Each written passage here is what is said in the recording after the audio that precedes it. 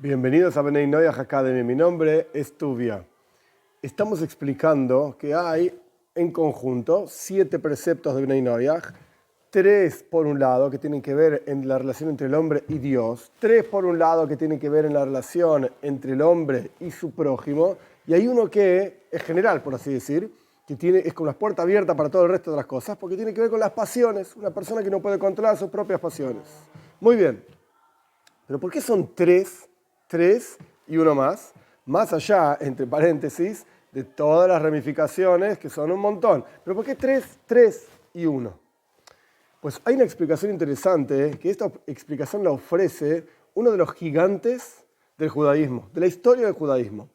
Su nombre era Rabbi Yehuda Levi, y lo llamaban el Maral de Praga. Ahora bien, este personaje escribió montones de textos y ideas muy interesantes, y su forma de escritura es muy filosófica. Y en la práctica, en este contexto, él divide al ser humano en 3 partes. Parte número 1 es el alma. Parte número 2 es el cuerpo. Y hay una tercera parte que compone juntos alma y cuerpo y transforma esta cosa espiritual que llamamos alma y esta cosa material que llamamos cuerpo, la transforma en un ser humano, en una persona. Entonces, frente a estas 3 partes, hay un precepto de Bnei Noyaj que tiene que ver con el alma. ¿Cuál es el precepto de Bnei Noyaj que tiene que ver con el alma? Idolatría, la prohibición de hacer idolatría. ¿Por qué? Él se apoya en un versículo que explica que Dios toma, por así decir, a la persona por el corazón. Y cuando su corazón no está junto con Dios, pues entonces Dios lo castiga, etcétera, etcétera. Y en ese lugar está hablando específicamente de idolatría. Entonces, ahí encontramos que idolatría tiene que ver con el corazón, tiene que ver con el alma, con lo espiritual, la parte más mística, por así decir, de la persona, donde al fin y al cabo el pecado de idolatría lo que significa es que la persona considera que hay otra cosa excepto Dios, que es una cuestión más, como si dijésemos filosófica, no tanto material y concreta. Esto es el pecado de los Bnei Noyaj, que tiene que ver con el alma. ¿Qué tiene que ver con el cuerpo? Él explica que esto tiene que ver con las relaciones prohibidas. Es un pecado entre el hombre y Dios, porque al fin y al cabo, entre el hombre y su prójimo, ambos están contentos y me gusta lo que estamos haciendo, etcétera, etcétera. Entonces no es necesariamente un pecado, las 2 partes participando de esta relación que no está bien, pero no están mal, no se sienten mal, todo lo contrario. Entonces, es un pecado entre el hombre y Dios. Por supuesto, idolatría es un pecado entre el hombre y Dios. A otra persona que le importa que uno está haciendo idolatría. Relaciones prohibidas es el segundo pecado entre el hombre y Dios, que tiene que ver con el cuerpo. Porque, por supuesto, la persona se involucra en relaciones prohibidas por una cuestión física, porque a este le gusta, porque a esta le gusta, etc.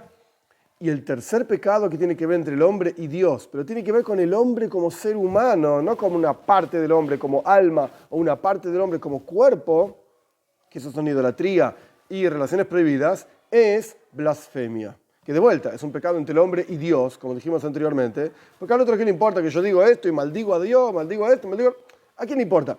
Es un pecado entre el hombre y Dios. Y más aún explica este texto, el Maral de Praga, él explica que cuando la persona maldice a Dios, lo que está negando es lo principal de todo.